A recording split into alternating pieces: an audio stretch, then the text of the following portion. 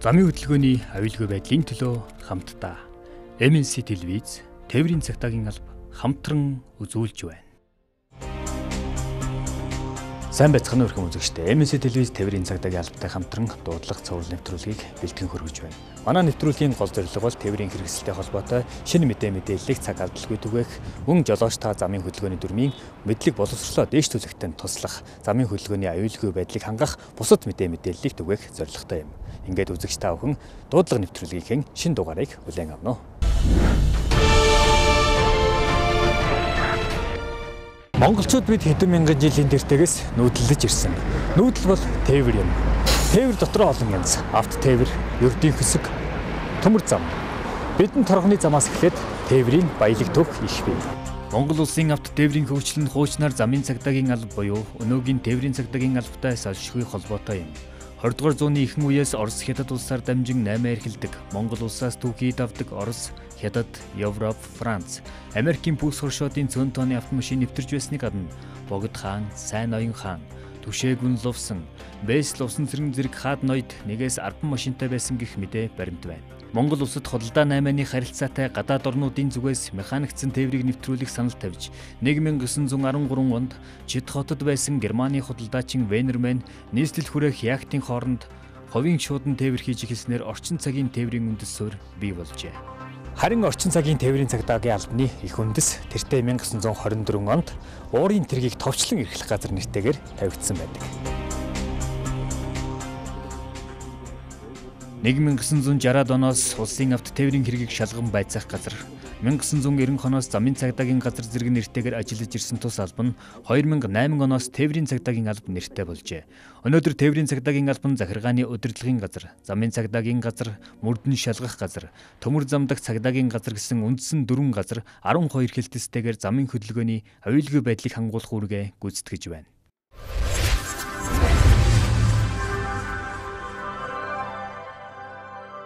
Тээврийн цагдаагийн алба болсон учир нь юу юм бэ гэхээр урд нь бол зөвхөн тээвэр замын хөдөлгөөний аюулгүй байдал гэж ярьдаг ус бол одоо бид нар бас агаарын хөлгийг болон галт хэрэг төмөр замын аюулгүй байдлыг давхар хариуцдаг болсноороо энэ тээврийн цагдаагийн албаа гэсэн ийм нэршилтэй болсон байгаа. За манай тээврийн цагдаагийн албаны үндсэн үүрэг маань бол иргэдийн хөдөлгөөнд оршдог зам тээврийн ослоос урьдчилан сэргийлэх хөдөлгөөний аюулгүй байдлыг хангах юм үндсэн чиглэл үүрэгтэйгээр үйл ажиллагаа явуулж байна. За Монгол улсад хөдөлгөөний аюулгүй байдлыг хангахын чиг үүргээ биелүүлэхэд бол одоо яг тээврийн цагдаагийн албанд бол одоо 572 алба хаагч. За орон нутагта улсын хэмжээнд бол 976 алба хаагч үүрэг гүйцэтгэж байна. Тухайн он буюу 1924 онд цахилгаан тэргийг хэрхэн явуулах дүрм боловсруулах комисс байгуулснаар өнөөдрийн замын хөдөлгөөний дүрмийн их үндэс тавигджээ. Зам бол харилцаа юм. Комисс батлагснаар аливаа гал усны уурын хүчээр явах тэрэг зэргийг бүгд найрамдах Монгол ард улсын хязгаарын дотор хэрхэн хэрэглэх төр дүрмийн төсөл боловсруулж засгийн газрын 1925 оны 5 дугаар сарын 22-ны өдрийн 18 дугаар хурлаар хэлэлцүүлэн батлуулсан өнөөгийн Монгол улсын замын хөдөлгөөний аюулгүй байдлын тухай хууль замын хөдөлгөөний дүрмийн анхдагч суурин болж хөгжлийн түүхэн үеүүдэд улам бүр боловсронгүй болж ирсэн байна. За Монгол улс бол 1925 онд анхны дүрмийг батлаад түүнээс хойш өнөөдрийн буюу бидний мөрдөгж байгаа 2018 оны 11 сарын 1-ний өдрөөс мөрдөгдөж эхэлсэн замын хөдөлгөөний дүрм хүртэл үндсэндээ 12 удаа шинжлэгдэж өөрчлөгдөжсэн байгаамаа. За замын хөдөлгөөний дүрмд бас өөрчлөлт орох одоо ингэ шинжлэгдэх болсон дараагийн нэг үндсэл бол энэ хөдөлгөөний аюулгүй байдлын тухай хууль, за мөн авто зам тээврийн хэрэгсэлтэй холбоотой стандартууд бол бас нэлээдгүй өөрчлөлт орсон. Тухайлбал 2004 оны дүрмээс хойш үндсэндээ одоо мөрдөгдөж байгаа авто замтай тээврийн хэрэгсэлтэй холбоотой нэг 17 орчим стандартад өөрчлөлт орсон байгаа. Тэгэхээр энэ стандартын заалт шаардлагуудыг замын хөдөлгөөний дүрмд шинээр тусгаж эргэж жолооч нарт мэдээлэл өгч за ингээд аюулгүй байдлыг хангах хэрэгцээ шаардлага бол гарч ирж байгаа маа. За сүүлийн нэг үндслэл бол Монгол улсын замын хөдөлгөөний дүрм нь өөрөө олон улсын Венийн конвенцэд нэгдэн орсон тул одоо энэ конвенцэд орсон өөрчлөлтүүдийг дүрмээр тусгах шаардлагатай байдаг. Тухайлбал одоо манай улсын иргэд гадаадын улс орнд зорчих энэ тохиолдолд бол бас тухайн Венийн конвенцэд нэгдсэн улс орнд өөрийн жолооны үнэлэхээр автомашин жолоодох юм боломжтой байдаг. Тэгэхээр энэ конвенцэд орсон өөрчлөлтүүдийг энэ замын хөдөлгөөний дүрмд нэмж тусгах одоо юм хэрэгцээ шаардлага байдгийн улмаас дүрмийг бол одоо ингээд 2018 онд засгийн газрын 2018 оны 8 сарын 8-ны өдрийн 239 дугаар тогтоолоор баталж гаргасан. Өнөөдөр Монголд албан ёсны бүртгэлтэй 900 гаруй мянган тээврийн хэрэгсэл байдаг. Зөвхөн нийслэл Улаанбаатар хотод гэхэд өдөрт 400 гаруй мянган тээврийн хэрэгсэл замын хөдөлгөөнд тогтмол оролцож байна. За энэ өдөрт бол автоэрийн үндэсний төвөр 130-аас 220 тээврийн хэрэгсэл бол шинээр дугаар авалгалт авдаг. За баяр ёслолын өдрүүд бол үүнээс дээш одоо 180-аас 230, 300 орчим тээврийн хэрэгсэл бол шинээр дугаар авдаг байгаа. За жилдээ Монгол улсын хэмжээнд 50,000 орчим жолооч шинээр бэлтгэгдсэн жолооны үнэлгээ авч хөдөлгөөнд оролцож байгаа. Тэгэхээр бол жолоочийн тоо олж хааштай өсөх хандлагатай, мөн тээврийн хэрэгслийн тоо бол өдөр иргэдсэн бол өсөх хандлагатай байгаа.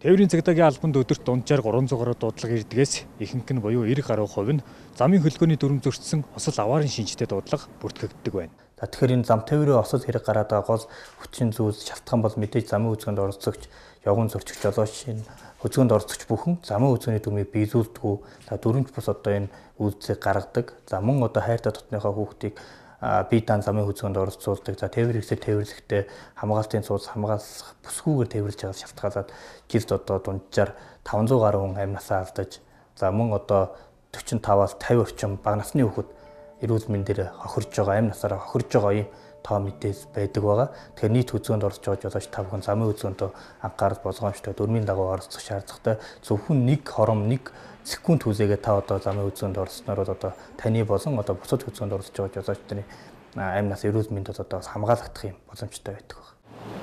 90 гаруй жилийн түүх тээврийн цагдаагийн албан үндсэн чиг үүргийнхээ дагуу Монгол улсын хууль тогтоомж, дээд шатны байгууллагаас гаргасан шийдвэрүүдийг мөрдөн ажиллаж байна. Мөн цагдаагийн байгууллагаас иргэдэд үзүүлэх ажил үйлчлэгийг сайжруулах, замын хөдөлгөөний аюулгүй байдлыг хангах талаар хуульд заасан эрх, үүрэг болон цагдаагийн байгууллагын үйлчлэгээний стандартыг үйл ажиллагаандаа хэрэгжүүлэн ажиллаж иржээ.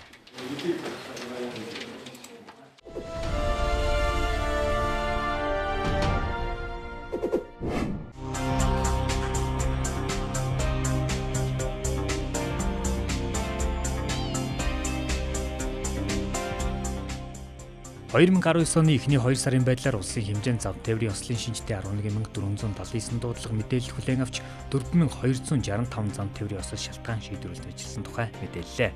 Тодорхойлбол хөдөлгөөний аюулгүй байдал тээврийн хэрэгслийн ашиглалтын журмын эсрэг 221 гэмтэрэг бүртгэжээ. Энэ онд бүртгэгдсэн осол хэргийн тоон үзүүлэлтийг өмнөх оны мөн үеигтэй харьцуулахад зам тээврийн осол 21.9%-аар буурсан үзүүлэлттэй байгаач эсрэгээр хөдөлгөөний аюулгүй байдал тээврийн хэрэгслийн ашиглалтын журмын эсрэг гэмтэрэг 7.3%-аар өссөн үзүүлэлттэй байгаа юм. Үүн дотор хөдөө орон нутгийн замд гарсан зөрчил дийлэнх хувийг эзэлдэг байна. Тухайлбал мотоциклийн буруу хэрэглээ дадал болсноор ашиглалтын журам зөрчсөн гэмтэрэг буурахгүй байгааг анхаарууллаа. 2018 оны 11-р сарын 1-ний өдрөөс мөрдөгдөж буй замын хөдөлгөөний шинжлэгдсэн дүрмд 10 хүртэлх насны хүүхдийг тээвэрлэхдээ биеийн өсөлтөнд тохирсон зориултын тэмдэглэл суудал буюу хамгаалах хэрэгсэл ашиглана гэж заасан. Тээврийн цагдаагийн алба бусад бизнесийн байгууллагуудтай хамтран бага насны хүүхдийг зам тээврийн осолд хэрэг төртгөөс урьдчилан сэргийлэх зорилгоор автомашины аюулгүйн бүс тохируулагч 2000 ширхгийг өнгөө тараалаа. Энэхүү аюулгүйн бүсийг 3 дахь удаага тарааж байгаа юм. Энэ удаад ерөнхий боловсролын 51-84 сургуулийн бага ангийн сурагчид болон замын хөдөлгөөнд хүүхдэд хамгаалах бүс хэрэглэлгүй буруу тээвэрлэж буй жолооч нар орон нутгийн хүүхдийн элч төлөөлөгч байгууллагууд өгсөн байна. Тээврийн цагдаагийн албанаас нийслэлийн мэргэжлийн хяналтын газар авто тээврийн үндэсний төвтэй хамтран энэ сарын 4-ний өдрөөс 4-р сарын 3-ны өдрийг хүртэл тээврийн хэрэгслийн техникийн бүрэн бүтэн байдал тавих хяналт шалгалтыг зохион байгуулж байна. Замын цагдаагийн газрын алба хаагчид, техникийн хяналтын үйлчлэгийн явуулын төвийн алба хаагчид, нийслэлийн мэргэжлийн хяналтын газрын авто тээврийн хяналтын улсын байцаагчид хамтран нийслэлийн 6 дөрөвт хяналт шалгалтыг гүйцэтгэж байна. Замын цагдаагийн гүрэн гарцны ажил энэ сараас эхлэх болсонтой холбоотой Олимпийн гудамжны төр замын энэ сараас эхлэн 10 дугаар сарыг дуустал хахаар болсон. Ингэснээр үндэсний соёл амралтын хүрээлэнгийн зүүн зам буюу Олимпийн гудамжийг хааж нарны замаас Олимпийн гудамжнаас нарны зам руу ирэх боломжгүй болох юм. Энд иргэд байрлуулсан тэмдэглэл, мэдээлэх самбарыг анхаарч хөдөлгөөнд оролцохыг тээврийн цагдаагийн албанаас анхааруулж байна.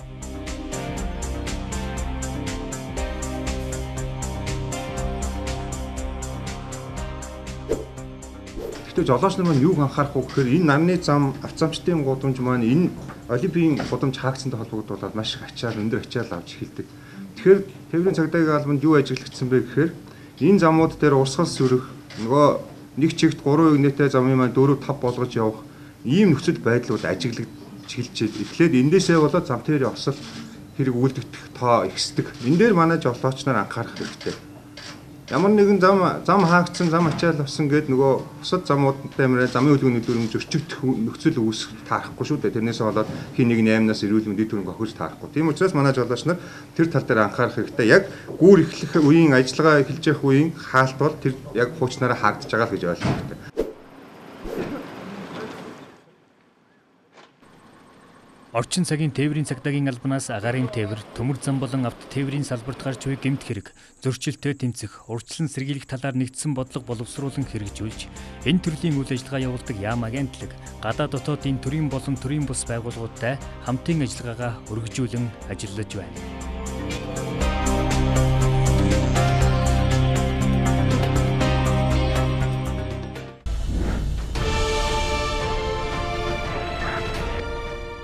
Эрхэм үзэгчдээ MNC телевиз тээврийн цагдаагийн алба хамтран бэлтгэж байгаа дуудлага нэвтрүүлгийн эхний дугаарыг үзэгч та бүхэнд хүргэлээ. Дараагийн нэвтрүүлгээр иргэн уулзлаа. Баяртай үзэгчдээ.